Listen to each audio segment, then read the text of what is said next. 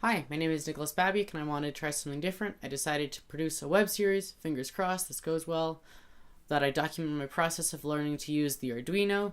This all started when I got the ESP8266 Node MCU development board right here. My dad picked this up out of China. There's a link down below that I wanted to learn how to use to do Arduino projects. In the past I've done work with Raspberry Pis but never Arduino, so I wanted to give it a shot.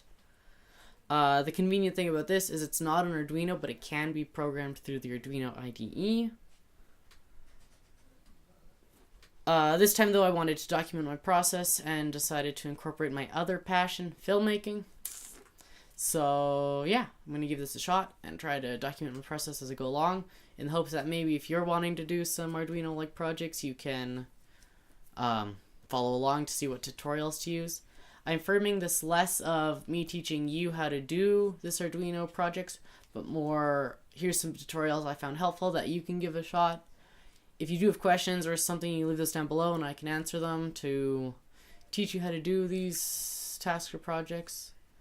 But why should you listen to me about how to learn to use the Arduino?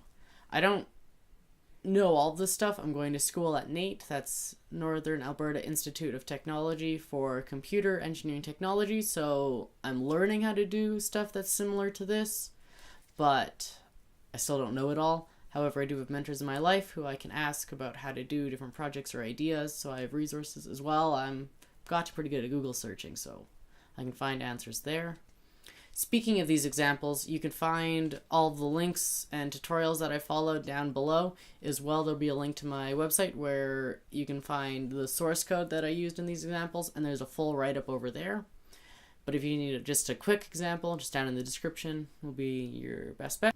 So the first example I did was a blinking light one. This is pretty much the hello world in electronics.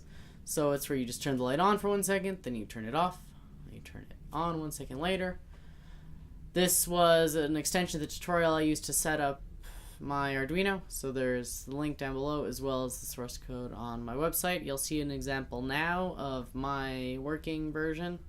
Nothing exciting, it was just a good place to start and make sure that the IDE could see the board properly and everything was connected.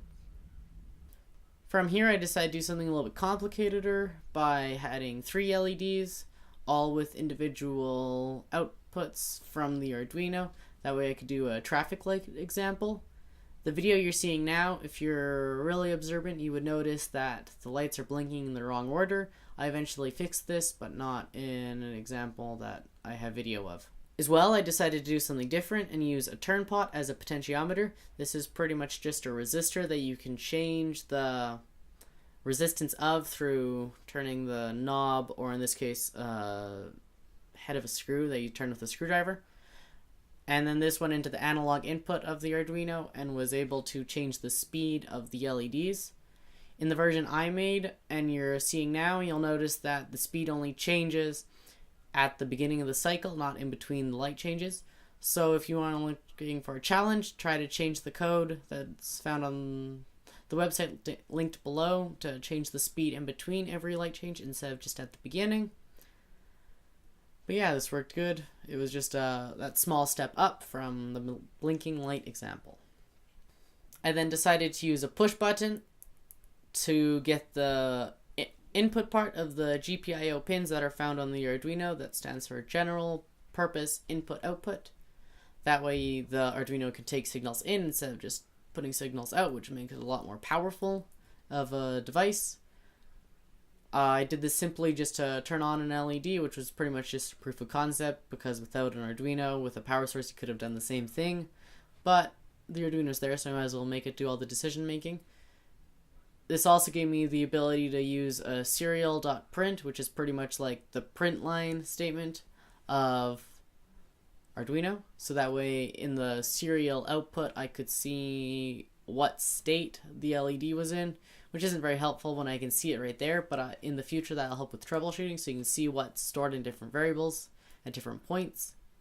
If you're seeing video of this now, that means I did end up getting video of it, which would be great. If not, then there's examples down below as well as the source code that I used. I hope you found this video interesting. If you learned something from it, that's great. If you found a project you wanted to try, even better.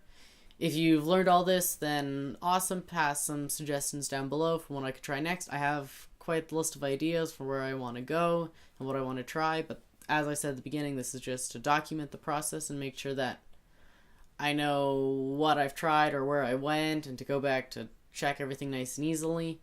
If this is something that was interesting but not what you want to follow along with, but you know someone who you think would be interested, pass the video along to them so they can maybe find some value from it.